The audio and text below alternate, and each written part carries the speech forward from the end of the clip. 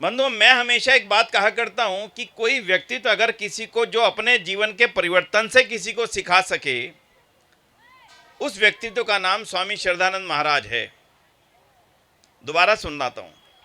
जो अपने जीवन में आए हुए परिवर्तन से किसी के जीवन को बदल करके रख सके, ऐसे व्यक्तित्व का नाम स्वामी श्रद्धानंद महाराज है।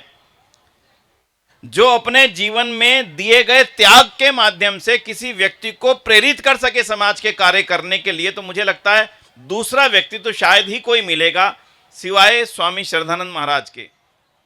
आराम से पढ़िएगा जीवनी को, आराम से समझ करके चलिएगा। बेटा, आपके लिए विशेष बोलता हूं।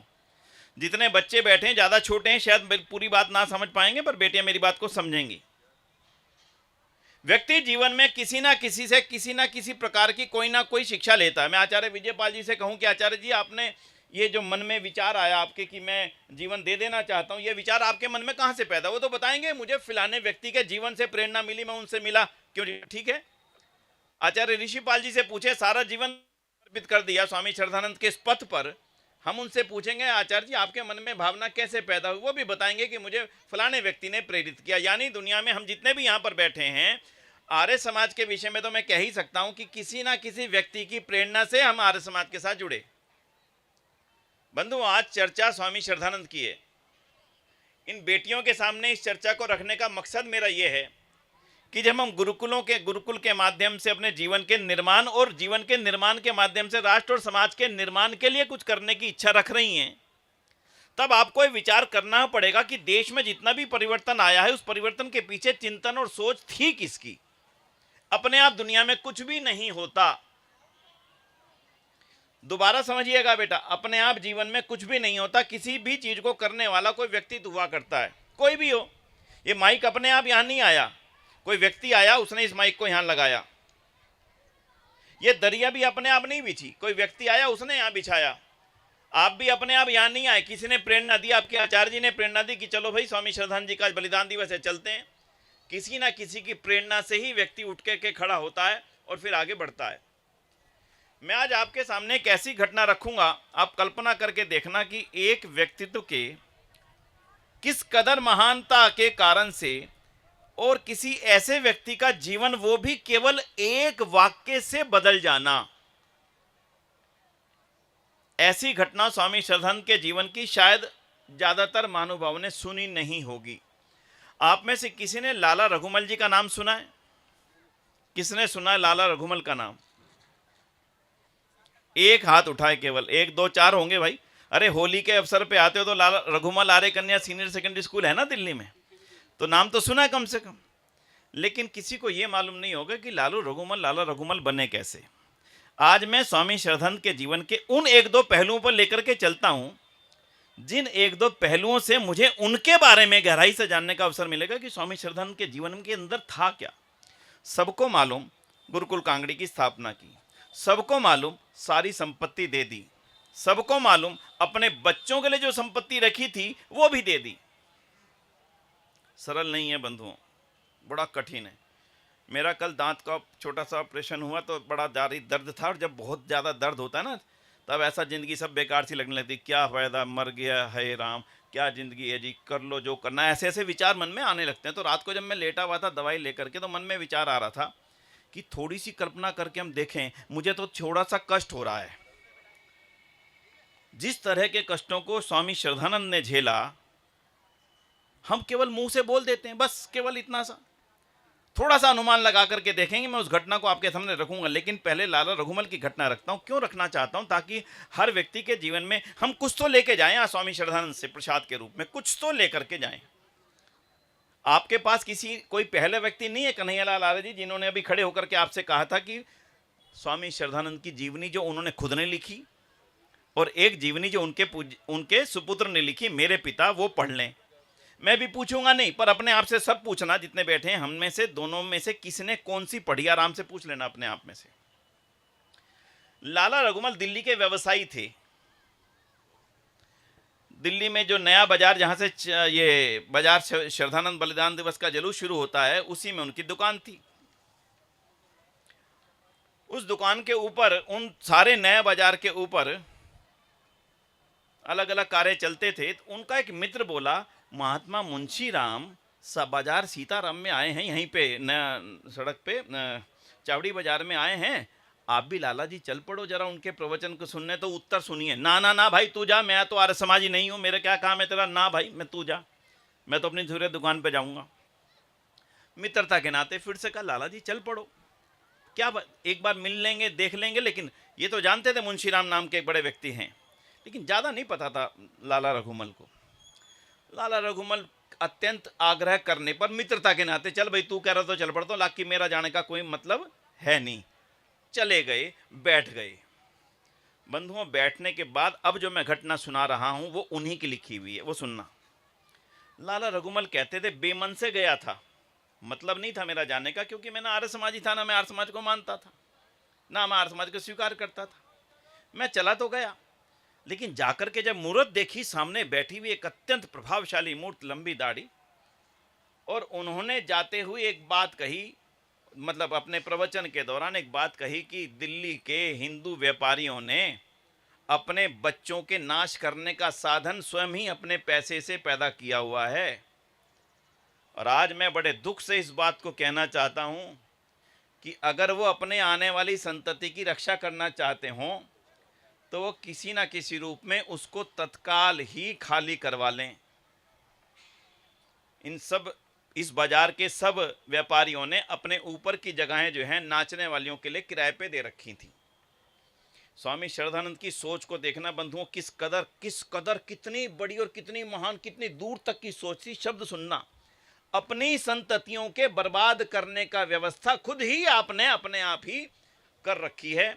इसलिए मैं आज आपसे कहना चाहता हूं कि जितनी जल्दी हो सके आप उसको खाली करवा लें, और उससे आपको जो हानि होगी उससे कई गुना परमात्मा आपको देंगे। लाला रघुमल कहते हैं मैं गया तो बिला बेमन से था, मित्रता के नाते था, लेकिन उनकी ये पंक्तियां ऐसा लगने लगा जैसे मेरे ही जीवन के लिए, मेरे ही लिए कही गई हैं। बस मेरे मन में और कुछ भी भावना आया, ना जाने ना किसी की आगे की बात ना पीछे की बात। सत्संग खत्म हुआ, मैं वहां से सीधे जाकर के अपनी दुकान पर बैठ गया। मुंशी जी देर में आए, मुंशी जी के आते ही मैंने कहा कि जाओ ऊपर वालियों को आप 1 महीने में खाली करने का नोटिस दे दो। मुंशी जी कहने लगे लाला जी बड़ा नुकसान होगा, हर महीने का इतना किराया आता है। बोले ना, जो कह दिया सो कह दिया। मुंशी जी ने आदेश पारित किया और वो नोटिस दे दिया। लाला जी के अगले शब्द सुनना जी, जो लिखे हुए हैं इंद्र विद्या वाचस्पति की पुस्तक में। कहते हैं लाला जी, उस दिन के बाद ना जाने मेरे गले में, शब्द भी यही है, ना जाने मेरे गले में कब हजारों से लाखों और लाखों से करोड़ों हो गई। ये बात उनसे मिलने की और उन तक इस बात को लिखने के बीच में केवल 5 या 6 साल का अंतर है बंधुओं। हजारों से लाखों और लाखों से करोड़ों हो गए। लिखने का समय क्या है मानते हो? 1924। 1924 में हजारों की कीमत कितनी थी, लाखों की कीमत कितनी थी, और फिर करोड़ों की कीमत कितनी थी? शब्द ही नहीं बोला जाता था करोड़ों की। वो उस समय लिख रहे हैं। अनुमान लगा के देखो, एक ऐसा व्यक्तित्व जिसके एक वाक्य से किसी एक ऐसे व्यक्तित्व पर इतना बड़ा प्रभाव, जिसका आर्य समाज से दूर दूर तक कोई संपर्क संबंध था ही नहीं, इतना बड़ा प्रभाव पड़ा। उसके बाद लाला रघुमल जी ने अपना गुरु मान करके चेकबुक लेकर के गए स्वामी जी के पास में। जब पैसे अथाह धन हो गया। ये पूरी सच्ची घटना सुना रहा हूं बंधुओं। ये बात आचार्य जी ने ठीक कही कि जिस हिंदू समाज के लिए स्वामी श्रद्धानंद ने अपना सब कुछ तो न्यौछावर कर दिया, सारा जीवन, और जो प्रेरणा उन्होंने दी, जिसके कारण से आज हम जिंदा हैं, हिंदू समाज उसे पहचान ना पाया। लेकिन मैं दोष उस हिंदू समाज का नहीं मानता, दोष मैं अपना मानता हूं। गुरु हमारे थे, हमारी जिम्मेदारी थी उनकी बातों को दुनिया तक ले जा सकने की, नहीं ले जा पाए। आगे लाला रघुमल कहते हैं, मैं स्वामी श्रद्धानंद के पास गया, अपनी चेकबुक लेकर के गया और उनको देने के लिए थैले में बंद करके कि स्वामी जी चेकबुक रख लो, मैंने साइन कर दिए हैं पूरी चेकबुक पे। आराम से सुनना, संबंधों की दुनिया क्या हुआ करती है, त्याग का प्रभाव क्या हुआ करता है, इसका अनुमान से सुनना। फिर ये कहने लगे कि स्वामी जी आप इसे रख लें, और जो जो आप गुरुकुल निर्माण करने जा रहे हैं उन सब में जितना धन आपको चाहिए उतना लेते रहें, मुझे केवल पत्र द्वारा सूचित कर देना ताकि आपका चेक कभी बाउंस ना हो। स्वामी जी ने कहा नहीं भाई, मैं ये नहीं रख सकता, मेरी अमानत नहीं है। उन्होंने इतनी जिद करी कि नहीं स्वामी जी आप ही रखिए। स्वामी जी ने रख लिया और रखने के बाद बोले अब ये मेरी हो गई, अब मैं आपके पास इसे धरोहर रख देता हूं कि जब मुझे जरूरत होगी मैं फिर से आपसे कह दिया करूंगा। बंधुओं, कल्पना करके देखो थोड़ी सी, 1924 में आदरणीय योगेश मुंजाल जी आज हमारे मंच पर उपस्थित हुए। मैं उनका आप सभी की ओर से बहुत बहुत अभिनंदन, बहुत बहुत स्वागत करता हूं, बहुत बहुत अभिनंदन। बंधुओं, 1 लाख रुपया गुरुकुल इंद्रप्रस्थ में, 1 लाख रुपया कन्या गुरुकुल देहरादून, 1 लाख रुपया गुरुकुल कुरुक्षेत्र, 1 लाख रुपया कन्या विद्यालय वहाँ कलकत्ता में, 50,000 रुपया देहरादून ना जाने, और जहाँ सब स्वामी श्रद्धानंद जो गुरुकुल कांगड़ी में जब पुण्य भूमि में बना रहे थे उसके लिए हर जगह एक, ये तो उस समय का एक नोट है जिसमें 6.5 लाख रुपए का लिखा हुआ वर्ण, एक छोटा सा नोट है, 6.5 लाख रुपया। आज भी बड़ी बात है, 100 साल बाद भी बड़ी बात है, यानी कि उसकी कम से कम 100 गुना कीमत हो चुकी है। अनुमान अब आप खुद कैलकुलेशन लगाते रहना। किस व्यक्ति ने दिए? जिसका आर्य समाज से दूर दूर तक कोई वास्ता नहीं था। स्वामी श्रद्धानंद को प्रेरणा देने के लिए कोई 10, 20, 50, 100 दिन नहीं लगाए बार बार जाकर के लाला जी कर दो, लाला जी दे दो, लाला जी ना, एक वाक्य, छोटा सा वाक्य, और वो भी उनके लिए नहीं बोला, सामान्य सभी के लिए बोला।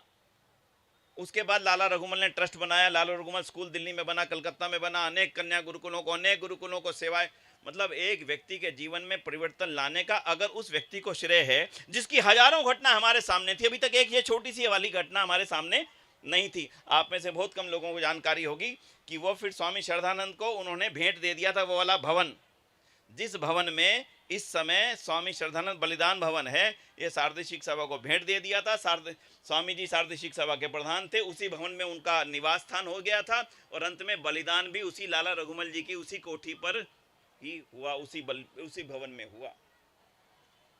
बंधुओं, ये घटना मैंने सुनाने का कारण क्या था? हमारे जीवन के अंदर वो तब पैदा हो सके कि मैं भी अपनी वाणी से किसी एक दूसरे को प्रभावित कर सकूं। जितने बच्चे बैठे हैं, मैं उनसे आज ज़्यादा कुछ नहीं कहूँगा, इतना कहूँगा कि स्वामी श्रद्धानंद को छोटा सा पत्रक छपाइए। ये बहुत छोटा, देखो बेटा ये कितना छोटा सा है, इतना सा, बस आगे तो थोड़ा सा ही है, 1 मिनट में पूरा हो जाएगा। इन बच्चों तक अगर हम ये विद्यालयों के माध्यम से पहुंचा सकें, मुझे लगता है आपके जीवन में बहुत बड़ा परिवर्तन स्वामी श्रद्धानंद के जीवन से आ सकता है। जो जीवन उनका था वो जीवन आपको पढ़ना चाहिए। पता नहीं मेरे जीवन के अंदर कहाँ से परिवर्तन है, मुझे नहीं पता, मेरे को कौन सा वाक्य टक्कर मार करके मेरे जीवन की धारा मोड़ करके रख दे कि मैं जीवन में अब कुछ करना चाहती हूँ, मैं जीवन में कुछ बनना चाहती हूँ। ऐसे कितने लोग हैं जिनके बलिदान दिवस के 100 साल बाद भी उनके बलिदान दिवस को इस प्रकार से याद किया जा रहा है। गिनती करके देखोगे तो 10-5 मिलेंगे, 10-5 मिलेंगे, नहीं मिलेंगे। जन्मदिन याद किए गए, लेकिन बलिदान इतना अद्भुत था। बंधुओं, चर्चा वहीं से चलूंगा जहां से मैंने छोड़ी थी। त्याग दिया सब कुछ। ऋषिदान से छोटी सी चर्चा सुनी थी। पिताजी चाहते थे कि मेरे बेटे के जीवन में जो बुराइयां आ चुकी, बदलाव आ जाए थोड़ा सा, बस उनको लगा ऋषिदान से बेहतर कोई नहीं हो सकता। कहा बेटा चले जाओ, सुन कर के आओ।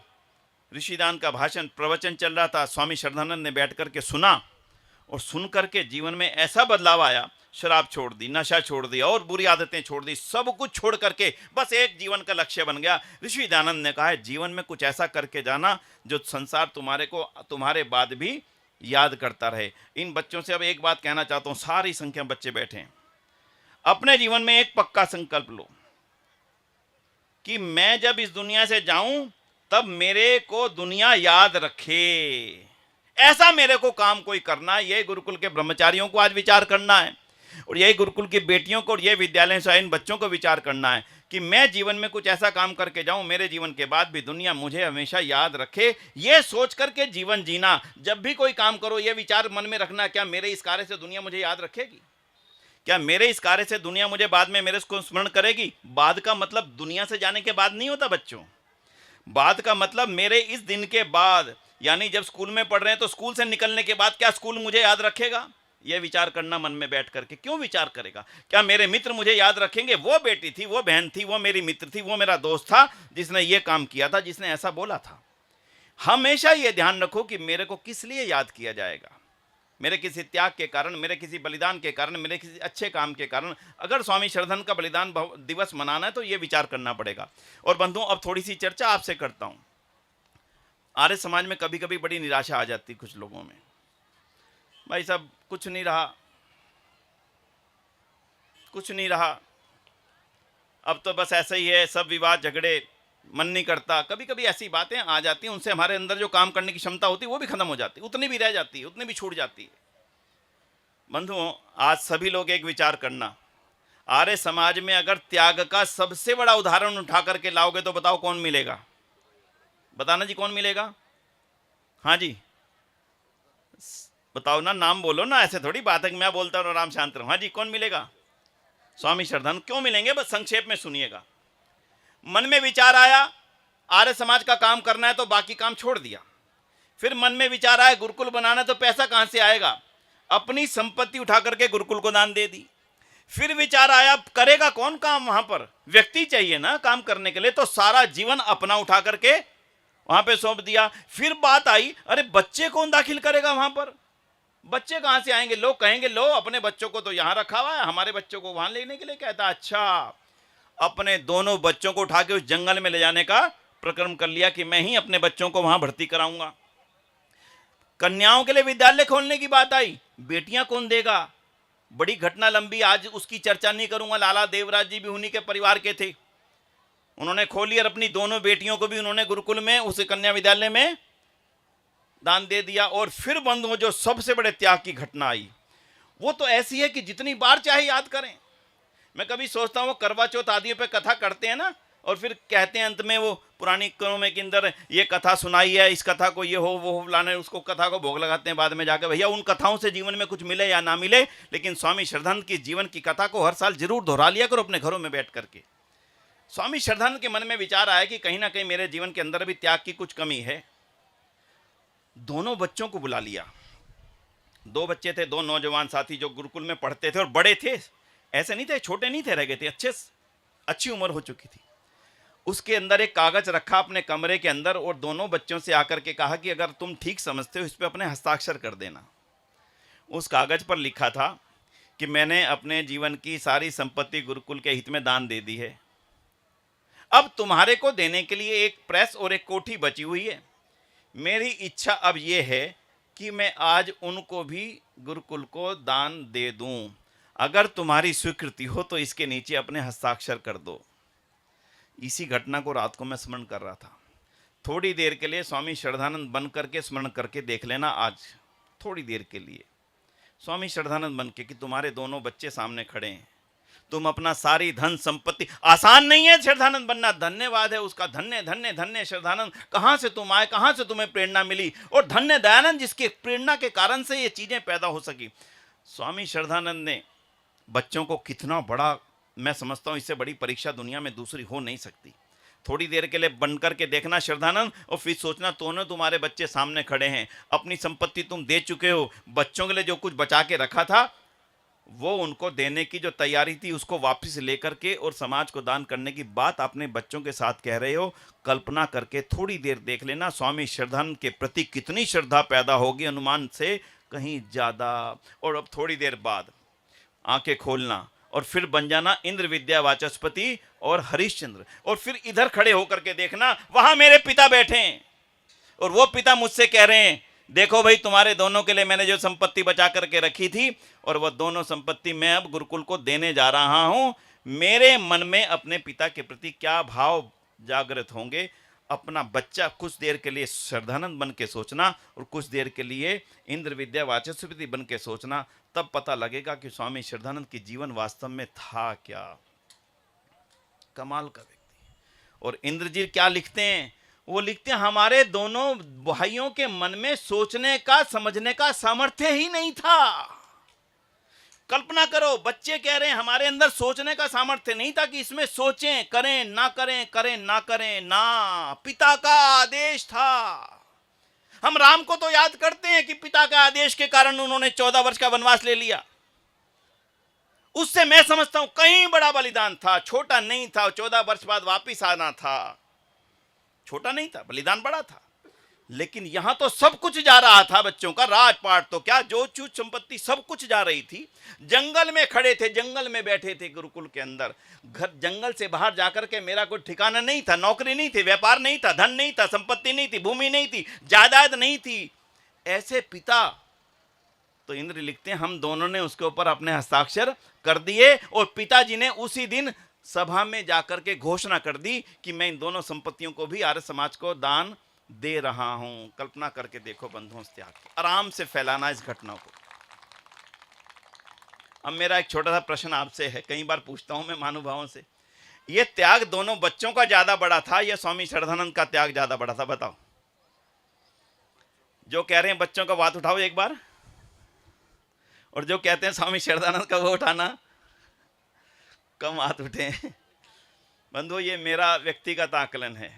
अगर स्वामी श्रद्धानंद के जीवन में वास्तविक त्याग की भावना ना होती तो बच्चों के अंदर वो भावना आने का प्रश्न ही पैदा नहीं होता था। त्याग तो ये स्वामी श्रद्धानंद का ही था जिसका परिणाम बच्चों के अंदर इस भावना के रूप में बन सका। और वो बच्चा जिसकी सारी संपत्ति छीन ली गई हो, वो अपने पिता के प्रति इतना श्रद्धान्वित होकर के जो पुस्तक लिखता है, मेरे पिता, क्या कमाल का श्रद्धा भाव है। आज के बेटे अगर पिता द्वारा मना करने के बाद में 2, 4, 5 लाख रुपए दान भी दे दें किसी बड़ी संस्था को, नाराजगियां घर में हो जाती, नाश्ता नहीं करता, जाओ पिताजी जो करना आप अपने आप करो, आप तो अपनी चलाते हो। थोड़ी सोच करके देखना बंधुओं, संपत्ति आपकी है, थोड़ा सा हिस्सा कुछ दान कर रहे हैं, बेटे की इच्छा नहीं है, फिर भी श्रद्धा खत्म हो जाती है। माँ को जाकर कहता है इन्हें सारी दान देनी, दान दे दे, कोई बात नहीं, ऐसी नंगे रह लवांगे, शेयर कर लवांगे। 1 मिनट से पहले बवाल होता है। वो बेटा अपने पूज्य पिता की जीवनी लिखता है, मेरे पिता श्रद्धान्वित होकर के। और आज बड़ी बात बताता हूं बंधुओं, स्वामी श्रद्धानंद के सारे परिवार के लोग आज की डेट में, जितने भी हमारी कोशिश है, ये जो श्रद्धानंद का बलिदान दिवस चलेगा 1 वर्ष तक, बलिदान दिवस शताब्दी समारोह, उनके बच्चे कनाडा में, अमेरिका में बड़े बड़े कोठियों में आज रह रहे हैं। 1 पैसे की भी न्यूनता आज उनके परिवार के एक भी बच्चे को नहीं है। हजारों करोड़ रुपए की जमीन, उनकी संपत्तियां हैं, कोई कमी नहीं रही उस परिवार में। आज भी सब मिले, आएंगे भी। 25 दिसंबर को भी हमने परिवार को बुलाया इस बार। बंधु, 2 घटना मैंने केवल आपके सामने इसलिए रखी, मेरा जीवन स्वामी श्रद्धानंद की किसी एक घटना से लेकर के कुछ बनने की इच्छा रख पाए। जो बचा हुआ जीवन है, मैं इसको आर्य समाज की बलि विधि के लिए कुछ काम करने की इच्छा के रूप में समर्पित करने की इच्छा रख सकूं, यही इस बलिदान दिवस मनाने की सार्थकता है। और देखो बंधुओं, स्वामी श्रद्धानंद ने एक पुस्तक लिखी थी, आपको उस पुस्तक के बारे में पता नहीं होगा। उस पुस्तक का नाम था दुखी दिल की पुरदर्द दास्तां। किन्होंने नाम सुना उस पुस्तक को? एक आचार्य जी, आपने तो देखी होगी। मैं माफी चाहता हूँ, मैं नंद किशोर जी का नाम ध्यान नहीं दिया। हमारे आचार्य जी, आज हमारा सौभाग्य है कि सारदेशी कार्यविदल के प्रधान संचालक के रूप में पहली बार इस मंच पर उपस्थित होकर तालियां बजा के उनका भी अभिनंदन करते हैं। एक बार जोरदार तालियों द्वारा अभिनंदन। और स्वामी श्रद्धानंद का बलिदान ही था जिसके कारण से आर्य विदल की स्थापना हुई थी। जब उनका बलिदान हुआ तब आर्य समाज ने सोचा कि ये तो हमें अपनी संगठन खड़ा करना पड़ेगा, सैनिक संगठन, और आर्य दल की स्थापना हुई। आज आचार्य जी नंद किशोर जी आज सारदेशी कार्यदल के प्रधान संचालक नियुक्त हुए, बहुत बहुत अभिनंदन। बंधुओं, दुखी दिल की पुरदर्द दास्तान। देखो, अब मैं तीसरा पहलू बता के अपनी बात यहीं विराम दूंगा। तीसरा पहलू महत्वपूर्ण है। स्वामी श्रद्धानंद ने अपने जीवन को व्यर्थ नहीं जाने दिया, किसी विवाद में पड़ करके व्यर्थ नहीं होने दिया। जब उनको लगा कि गुरुकुल में विवाद हो गए, छोड़ दिया, दूसरे काम में लग गए। एक पुस्तक लिखी, दुखी दिल की पुरदर्द दास्तान, अपने मन के जो भाव थे उसमें लिख दिए। और लिखते हुए लिखा कि आने वाले इतिहास में जो आरोप लगे हैं, ऐसा ना हो कि इन आरोपों को उत्तर देने वाला कोई ना, इसलिए मैंने मन के भाव इसमें लिख करके उसे छोड़ रहा हूं। और आकर के दिल्ली बैठ गए। और उसके पश्चात जो हिंदू संगठन का काम, अनाथालय बनाने का काम, और एक घटना तो शायद ऐसी है जो आप सभी को बिल्कुल भी जानकारी नहीं होगी, उनके जीवन का एक बहुत महत्वपूर्ण क्रम है, लेकिन इसको पूरा कर लेता हूं। देखिए, अब मेरा आपसे प्रश्न है, जितना त्याग श्रद्धानंद ने किया उतना त्याग तो हम में से भी किसी ने नहीं किया। ये बात हाँ है, गलत है? ठीक है ना, हम में से तो किसी ने नहीं किया। और जितना बहिष्कार या दिक्कत सारे जीवन का पैसा, धन, संपत्ति देने के बाद उनकी गुरुकुल से हुई, अभी इतना भी हमारे साथ में कोई दुर्व्यवहार क्यों जी हुआ तो नहीं? छोटी छोटी बातें आती हैं, उनमें गुस्सा खा जाते हैं, अरे नहीं, मैं यहाँ नहीं जाऊंगा, मैं वहां नहीं जाऊंगा, मेरे ये कर दिया ना।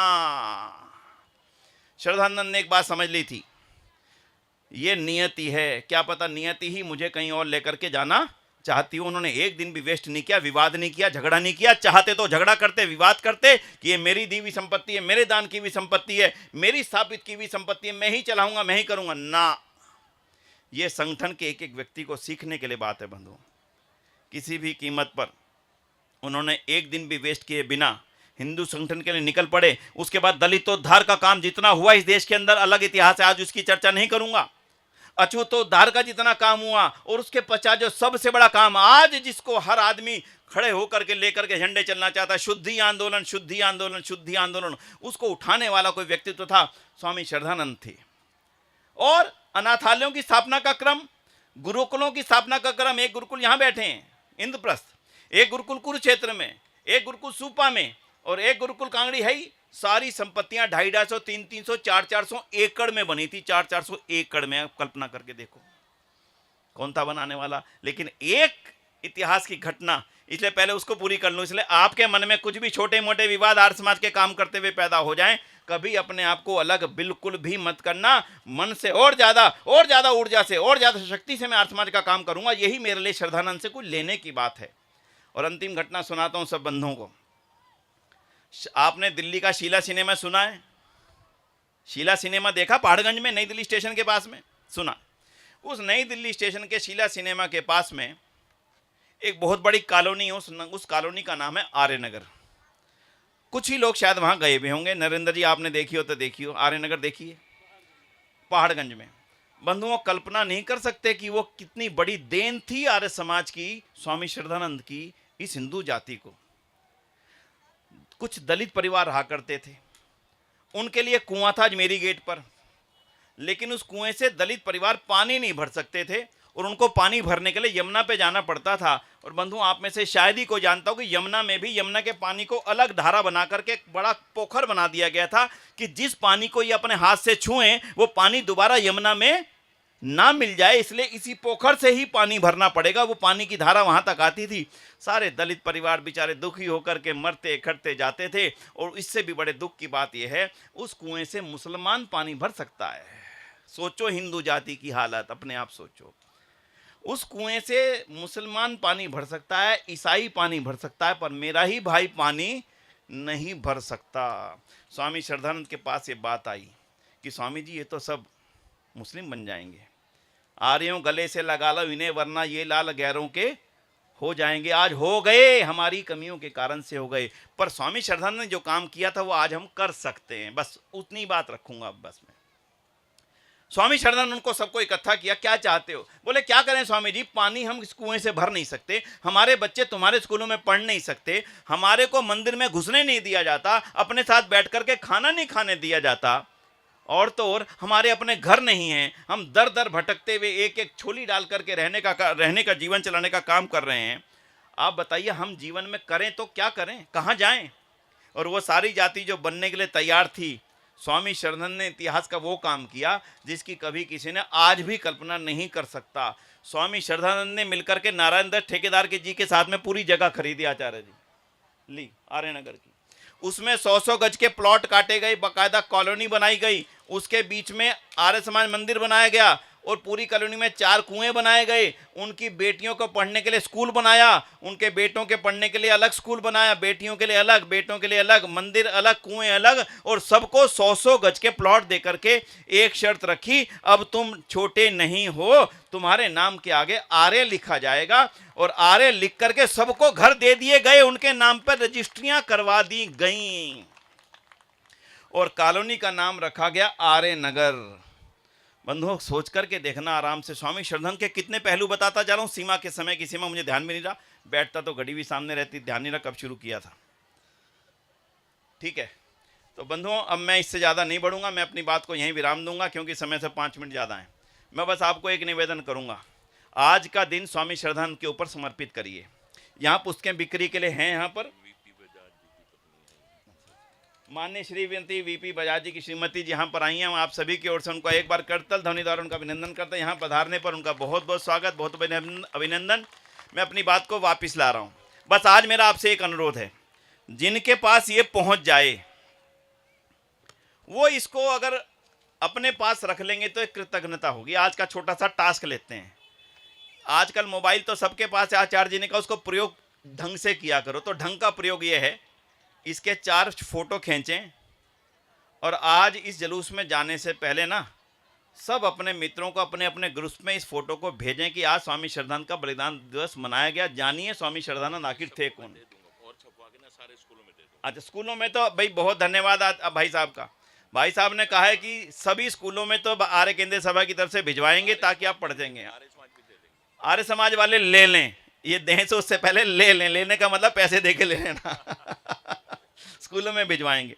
लेकिन आज जो बात आज की वो आज ही रहेगी, इसलिए ये जो पत्रक है आज मोबाइल से फोटो खींच के अच्छी सी मैं ही खींच दूंगा। अभी आप इसकी फाइल मंगा ले तो मैं 5 मिनट के अंदर इसकी फाइल मेरे पास आ जाएगी ओरिजिनल, वो मैं आप सबको भेजूंगा जितने ग्रुप में है, और आप सब उनको आज फॉरवर्ड कर दीजिए। कम से कम नौजवान नए लोगों तक ये नाम तो जाए जिस व्यक्तित्व ने हिंदू समाज की दिशा और दशा बदल करके रख दी। हिंदू महासभा की स्थापना का श्रेय जाता है तो स्वामी श्रद्धानंद को जाता है। हिंदू संगठन पुस्तक लिखने का श्रेय जाता है स्वामी श्रद्धानंद को जाता है। अनाथालयों को बनाने का श्रेय अगर किसी को जाता है स्वामी श्रद्धानंद को जाता है। लाखों लोगों को जिनको बना लिया गया था, टोपियां पहना दी गई थी, उनको वापिस अपने घर में लाने का श्रेय जाता है तो स्वामी श्रद्धानंद को जाता है। आर्यनगर जैसी हजारों, एक जगह नहीं बना आर्यनगर, लाहौर में बना, मुल्तान में बना, कराची में बना, कानपुर में बना, लखनऊ में बना, आगरा में बना, मथुरा और आपके ज्वालापुर में बना, दिल्ली में बना, गाजियाबाद में बना, अनेक जगह बनते चले गए। आपके रोहतक में भी आर्यनगर है। ये सब बनते चले गए बंधुओं। इसलिए उस महान दिव्य आत्मा को जिन्होंने ऋषिदान का सच्चा शिष्य होकर के हमारे को आज तक प्रेरणा देने का निरंतर काम कर रहे हैं, उस श्रद्धात्मा को बहुत बहुत नमन। और नमन का अर्थ यही है हम स्वयं भी उनके जीवन को, या एक पुस्तक जो उन्होंने खुद लिखी थी मेरे पिता, वो कल्याण मार्ग का पथिक, या फिर उनके बेटे ने लिखी मेरे पिता, उन दोनों में से एक पढ़ने का पक्का संकल्प लेना भाई। आधा अधूरा मत लेना, सुन लिया चला गया, सुन लिया चला गया, सुन लिया चला गया, उतना ना करना। और बच्चों के पास जब ये जाए, विद्यालय के जो अधिकारी यहाँ पर होकर उनकी प्रतियोगिता करवा सकें स्वामी श्रद्धानंद के जीवन के ऊपर आधारित लेखन कराइए, चित्रण कराइए, तो मुझे लगता है बच्चों के अंदर वो भावना निश्चित रूप से जाएगी। इन सभी बच्चों की उन्नति हो और स्वामी श्रद्धानंद के जीवन से कुछ ना कुछ सीख सकें। इन्हीं शब्दों के साथ में मैं सबसे पहले तो भाई कहना तो पहला चाहता था पर अब कह देता हूँ, अंतर्राष्ट्रीय आर्य महासम्मेलन जो दिल्ली में हुआ, बिना गुड़गांव की एक एक आर्य समाज का जो अथक सहयोग, अथक कह रहा हूँ, लगातार इतनी दूर से इतनी दूर तक निरंतर आते रहना, निरंतर चारों दिन तक, और उस कार्यक्रम में तन मन धन से जो आपने सहयोग दिया है, आर्य केंद्रीय सभा गुड़गांव के माध्यम से मैं आर्य समाज एक एक गुड़गांव का बहुत बहुत आभारी हूँ। और जो बच्चे वहाँ पर आए, आप में से कोई आए थे क्या सम्मेलन में? भाई बच्चे आए थे सम्मेलन में, कैसा लगा? आनंद आया? तो भाई और बड़े बड़े मेले आर्य समाज के लगेंगे। आर्य समाज ना कभी कमजोर हुआ, ना है और ना कभी होगा, और आप लोगों ने आगे चल करके इसका मजबूत करना है। मैं इन्हीं शब्दों के साथ में आर्य समाज गुड़गांव का, आर्य समाज की सभी इकाइयों का, आर्य केंद्रीय सभा के प्रधान आदरणीय अशोक जी का और उनके सभी मंत्रिमंडल के सभी सहयोगियों का बहुत बहुत आभार व्यक्त करता हूँ, बहुत बहुत धन्यवाद व्यक्त करता हूँ दिल्ली की तरफ से। और मैं मानता हूँ कि एक बड़े भाई की भूमिका में वो रहे हैं। चारों दिन 25, 30, 30, 40, 40 बसें वहाँ पर आना, मैं समझता हूँ आर्य समाज के संगठन का एक बहुत मजबूत पहलू था। फिर से संगठन आगे बढ़ेगा, हम लोग मिलकर के आगे बढ़ेंगे और इन्हीं बच्चों ने आगे आर्य समाज के कामों को आगे बढ़ाना है। इन्हीं शब्दों के साथ में आप सभी का बहुत बहुत आभार, बहुत बहुत धन्यवाद। ओम शांति, ओम शम।